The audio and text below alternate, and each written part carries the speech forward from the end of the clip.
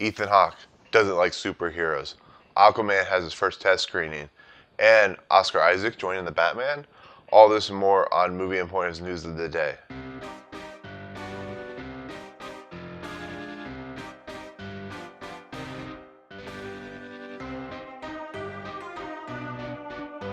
What's up, everybody? Welcome to Movie Emporium's News of the Day for August 27, 2018, where we take stories from around the world of movies, break them down, and tell you about them one by one. If you like what you see, always remember to check us out on YouTube, Audio Boom, Facebook, and Twitter. Comment, rate, subscribe, all that good stuff. Comment below if any stories interest you at all. Tell us what you think about them. Just wanted to give, before we actually get started, just want to say, our hearts go out to anybody that was affected by the Jacksonville shooting yesterday. I'm from Orlando, so it's kind of affects me personally because, I live real close to Jacksonville. So, if you can donate or you can help these families if they ever set up like a GoFundMe or Red Cross or something like that, definitely do it because stuff like this is such a tragedy and it's terrible to see, but I don't want it to hamper down the actual movie thing, but I just want to give a shout out to them because, stuff like that is just, it's unacceptable and it's fucked up. But, I hope anybody who is in the hospital right now, I hope you guys are doing okay. So, but with that, we'll go ahead and get into our first news story, which is, so Neil Simon, who you might remember from The Odd Couple and The Goodbye Girl, Barefoot in the Park, Star Spangled Banner, Biloxi Blues, Lost in Yonkers, all those good films. He passed away at the age of 91. From everything I heard, he was a hard person to deal with, but he was a fair person to deal with. He was really protective of his works and stuff like The Goodbye Girl and The Odd Couple. I mean, they're literally well-known, fantastic adaptations and stories and a lot of good plays on Broadway. The Odd Couple with Walter Matthau and Jack Lemmon was always good. Goodbye Girl won Richard Dreyfuss an Oscar. So, it's sad to see when someone passes away. Unfortunately, that's what happens when you get old. You eventually pass away and then everybody remembers you and so on and so forth. But it's sad that he passed away, but you'll always remember the stuff he did. So, but I just want to say, rest in peace, Neil Simon. You'll be missed. Continue to love your work as the years and eons and so on and so forth go on. But I just wanted to make that our first news story because it's, he was a big person in the entertainment industry that, just passed away yesterday. So.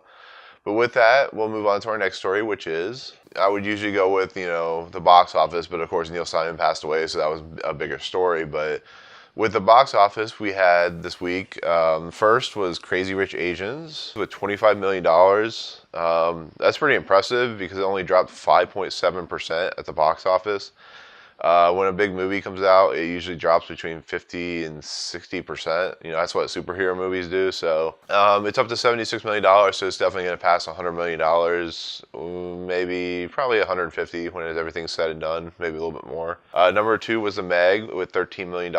Officially moved on past $100 million for its grand total, which is awesome, pretty big for a shark movie. So number 3 was the new film The Happy Time Murders with $10 million. That's a pretty big flop for a movie they were expecting to do a lot more money. They were actually expecting to be number 1 this weekend. It's not a great film. It's a fun film. There's nothing really to say on it. It is what it is, but yeah, it's not going to do very well. Probably maybe $40 million. It'll probably make its budget, but it won't make its the total with the marketing and whatnot. So number 4, holding strong, is Mission Impossible Fallout with $8 million. It's at $193 million. I thought it would make well over 200, but it looks like it's going to settle about 205, 210, maybe a little bit more, maybe a little bit less. So, I'm still good enough for Paramount because it's made like $600 million worldwide. So number 5 was Disney's Christopher Robin, which made $6 million for $77 million. I thought this was going to be a big hit. It's not. It's the last Winnie the Pooh movie made I think $100 million or something like that. So it's not great. But a lot of people didn't like it. I guess that's fine. So, but number 6, dropping pretty far with 56% drop, is Mile 22 with $6 million. It's at $25 million, so it's not going to be nowhere near $100 million, but that was expected because it was a pretty terrible movie. But Alpha was with $5 million, only grossed $20 million, so it's already a bomb, But nobody really wanted to see that movie. So Black Klansman, $5 million at number 8, $32 million. I really wish that movie would have made a lot more, but it is what it is. So. I don't know how they pronounce this. Number 9 is Axel or AXL. Made $2 million, so that's a complete disaster of a movie. It was never expected to make any money, so I'm not really surprised. But I never even had any interest in seeing it, so I never went to see it. So, and number 10 is Slenderman with $2 million for a. Why is it making gross total of $25 million? Why are you guys seeing Slenderman? I saw it for review purposes. I wish I would just seen Axel instead of Slenderman. That's how much I hated that movie. But I reviewed it, so I don't know why it's still making money. It should have dropped out of the top 10 a long time ago. I mean, you have Hotel Transylvania that's like right under it. Go see that movie. Make that movie number 10. Make whatever else is on the list number 10, but not Slenderman. Come on, people. So that's it on the top 10. Like I said, it was a pretty average weekend, but the big news, like I said, Crazy Rich Asians made $25 million and we dropped 5%. So that movie's going to make a lot of money for the studio. Congratulations to John Chu and the crew. So they definitely deserve it. But that's it on that story. Like I said, it's the box office. We probably won't have anything big until the winter with Aquaman. But we'll actually make Aquaman our next news story, which is... So Aquaman had a test screening, which usually happens during the phase of editing and special effects. They bring a big budget film a lot of times, and they'll take it to a theater and have people come and watch it, give their opinions. So if there's any issues that they have with it or if they need to redo something, they get comments and feedbacks, and they go take it back to the studio, and the studio decides what they want to do with it. So Aquaman had a test screening in the last couple of days. And according to Latino Review Movies, they got some feedback on it. And what they're saying, some of the Twitter feeds basically said that it's good, not great, and that it's like a Phase 1 Marvel movie, and that it's a decent movie, which is pretty encouraging. It's good, not great is kind of like in the Iron Man phase or whatever. So I think it could be cool that if Aquaman's good, at least this is giving some credence that James Wan has developed a decent film. Because James Wan's films have never been the greatest in the world, but they've always been good. And that's all you can ask for. I mean, this happened with Wonder Woman, where people were like, it's a good movie, but it's not a great movie. So this is hopeful that it will be a great movie, which is what they say even in the article is what DC needs. They need a movie that's going to pop. It's going to make a lot of money because DC is just not doing it right now. The only big movie they've had is Wonder Woman, which made them like made $400 million. So if they can get Aquaman to make a decent size amount of money, I think it could be good. And this could be good for comic book movies, just not having Marvel make all the money. We have DC, which will have a good property. Like I said, it's said in other YouTube channels that DC needs to move this movie, or someone needs to move out of that December 21st time slot, because like I said earlier, there's a lot of stuff being put in that time frame. There's Sherlock Holmes, Sherlock and Watson, I'm sorry. There's also Bumblebee, Mary Poppins, Welcome to Marwen. There's like 5, 6 movies. I know it's Christmas time, but they're all released on the same day. I mean, just move Aquaman to like January or something like that, or move it to October. It's too late for October, but hopefully the movie's gonna be good. We'll see. I have faith in James Wan. I have faith that DC is kind of course correcting. You saw it with Aquaman. You saw it with the trailer for Shazam. I know you really shouldn't what is the word? You shouldn't judge it just by the trailer, but I like the Aquaman trailer, so I think it's gonna be a fun movie. But like I said, the early test screenings have shown that it's a good movie. So that's all we need, right? So I want to stay on superhero movies. And so Ethan Hawke came out with a statement, or not a statement, he's being interviewed probably by his first Reform movie that he just came out with. And he talked about how Logan was a good, not great superhero film, and he thinks superhero films are kind of overrated and not great. I mean, that's just kind of like just a shortening of what he said. And I get it, Ethan Hawke. You're allowed to like whatever you're like. You're an adult. You're a human. I mean, that's the way things work. But sometimes I wonder if people just they're so put off by superhero movies. There are some people that just don't want anything to do with it, and that's fine. But I feel like sometimes like they try to make you think that certain genres are garbage. And I don't know necessarily if he's trying to do that here, but the fact he's saying Logan is okay is fine, but it's just like, are you judging it because it's a superhero movie, or are you judging it because it's an actual movie? I mean, Logan in its self right is a superhero movie, but it's much more than that. James Mangold is trying to create a realistic type of superhero movie, a realistic type of movie. He's trying to put characters in situations where somebody did something terrible, and because they have Alzheimer's, they can't do anything about it, and it shows the effects of how people age and how people die, and characters that you love, they're not going to be around forever. I mean, that type of thing. It gave it such a meaningful story that even though it's a superhero story, it's a meaningful end to a story in general. And Hugh Jackman has enveloped this character so much throughout the years and done such a great job with it that I feel like Ethan Hawke disrespects, Hugh Jackman and Patrick Stewart and all these characters that, whether it's a superhero movie or not, it doesn't deter the fact that it's still a great movie. It still deserved the accolades that it got. I actually wish it had gotten a Best Picture nomination. But stuff like this is the reason that superhero movies don't get any type of nomination. This is why Dark Knight didn't get nominated. That's why Logan doesn't get nominated, because they don't have any respect for it. And then the Academy Awards like, oh, we're gonna make a popular category, and it's like, why would Black Panther want a popular Academy Award when they can try and go for a Best Picture, which I don't think they're gonna get. It's very frustrating to see. It's very frustrating when you read stuff like this, because you see the arrogance sometimes in people's how they talk and what they believe. And like I said, everybody's allowed to have their own opinion, and I certainly have my own opinion, and I am very strong about my opinions in the world of film.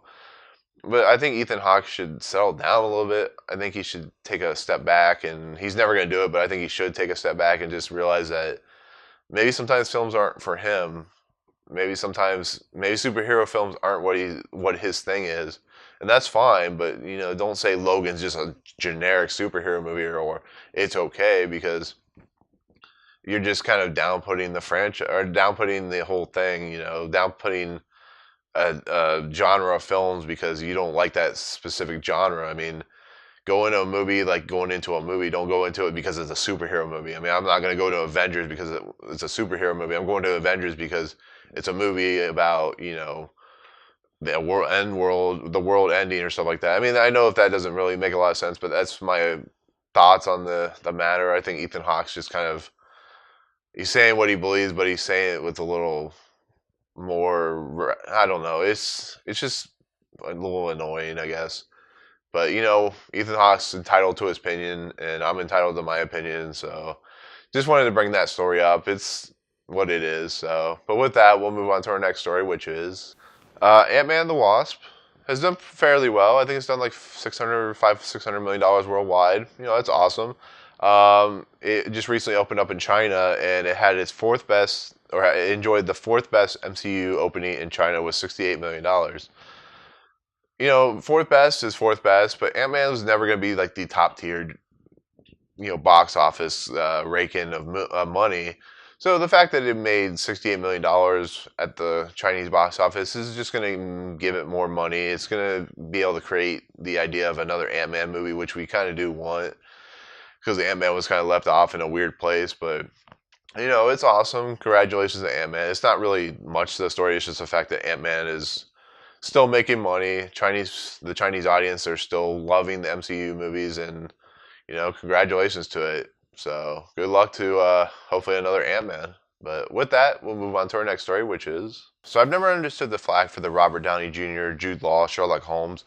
I know they're nothing like what you remember from the books and the TV series with Benedict Cumberbatch, but I enjoy them. I think they're fun. I think Guy Ritchie has a unique style to what he's directing. I think the visuals always look fun. I think Robert Downey Jr.'s Sherlock Holmes is fun.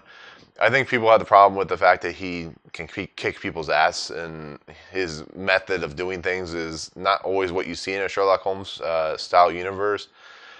But I enjoy the two movies that have come out. I've been waiting for a third one. I think it's just because Robert Downey Jr. has been so busy with the Marvel Universe that he hasn't had time to do Sherlock Holmes 3. So I'm hoping now that the Avengers 4 is pretty much almost said and done, that he's going to have the ability to go on and do other things like Sherlock Holmes 3. And Jude Law, in a recent report, kind of hopefully encouraged that that's going to happen. I was just going to read you what he said. So, according to Joe Blow, and this has been in other reports, but it says, "We hope to propel the story forward. As always, the essence of the story is their codependency. We're going to examine, since it's been several years since we've seen them, we're going to play up the fact that they haven't seen each other for a long time." So if you don't remember Sherlock Game of Shadows, it's insinuated that Sherlock Holmes died, kind of like in one of the books when he's fighting Moriarty, he falls off the side of a dam or something like that. So I'm assuming that that's what they're going with here, where Sherlock Holmes hasn't been seen for a long time, even though Watson's character knows he's alive, because that's how the movie played out. But this kind of shows that they haven't seen each other for a while. Things have moved on. Jude Law probably has a kid. Sherlock is doing what Sherlock does, but they haven't seen each other. And it'd be interesting to see the dynamic of them coming back together. Whether it's in a funny nature or it's a serious nature, who they would have as a villain is, undetermined because Moriarty's dead. I mean, it shows it in the last movie, but then again, he did come back. It's really weird. Sherlock Holmes has always been a weird series because when Arthur Conan Doyle killed off Sherlock Holmes, everybody was pissed. Everybody wrote letters. I mean, this came out in the 1800s, so there was letters and stuff like that. And he brought him back in a weird way, and it's just been an interesting thing to have. But in the movie universe, he's alive, and we'll see if he's still closeted and like where he lives, and recluse is the easiest word to put it as. But this gives me hope that Sherlock Holmes 3 will eventually happen. Will it happen next year? Probably not. Will it happen the year after? Maybe. So hopefully Guy Ritchie will come back to direct it. And like I said, I think the movies are fun. A lot of people don't, but having Jude Law and Robert Downey Jr. as these characters, I think it's a pretty amazing thing. So, but with that, that's it on the news story. We'll see. But with that, we'll move on to our next story, which is... So, I couldn't decide what I wanted to make the last news story. Any of these stories could be the last news story, but I like Oscar Isaac. I think he's an amazing actor. He's pretty good in Star Wars. He was pretty good inside Llewellyn Davis. He's a fantastic actor all around. And when he gets involved with projects, if you've seen Ex Machina, he's amazing in that movie. He plays the scientist that creates the robot that Domhnall Gleeson's character visits. And actually, it's kind of ironic that they're playing like opposite ends in The Last Jedi and Force Awakens, because this is what they do in Ex Machina, but roles are switched. But it's been reported, and it's not official because it's still rumor, but it's almost a report that Oscar Isaac could be joining the Batman. Not as Batman, I don't think. I don't know. It's all weird and conjectural right now, but Oscar Isaac has been reported and rumored, and I'm going off what Geeks Worldwide, which actually reported the article, and basically there's rumors that he might be playing the Penguin. Now, when a lot of people think of the movie Penguin, they think of Danny DeVito as the Penguin, so he's like disgusting and weird looking, but that was a Tim Burton Penguin. The Penguin in general he's a mastermind, but he's not an ugly looking character. I mean, look at Gotham. When the character was skinny, he was actually a decent looking guy, but he has like weird deformities and stuff like that. I think Oscar Isaac could be a wonderful the Penguin. I think he could do a very nice job with it. If he's playing the Penguin, he could play someone else. We don't know. But just the idea of thinking about, if you've seen the Arkham movies or Arkham games, you kind of get the gist of where they could go with this. Because Batman has always been more of a realistic, superhero. He's a detective, and the Penguin's always been a good foil, and just how he manipulates. He's a crime boss. He's very smart. He has a lot of wealth. In the Batman Telltale games, he was Bruce's friend before he became like a super evil asshole. And I think Oscar Isaac could play that character, the Telltale, more than the Tim Burton version, just because Oscar Isaac gives off this good charisma, and he also gives he acts like he's a real smart guy, and he probably is. And I just think it could be fun to see him play as a villain, because you really don't. I mean, he played like kind of like a villain in Ex Machina, but it was kind of a anti-villain turn. It was more of a, this guy has a lot of money and he's corrupting it a little bit. But I think it could be cool to see Oscar Isaac as the Penguin.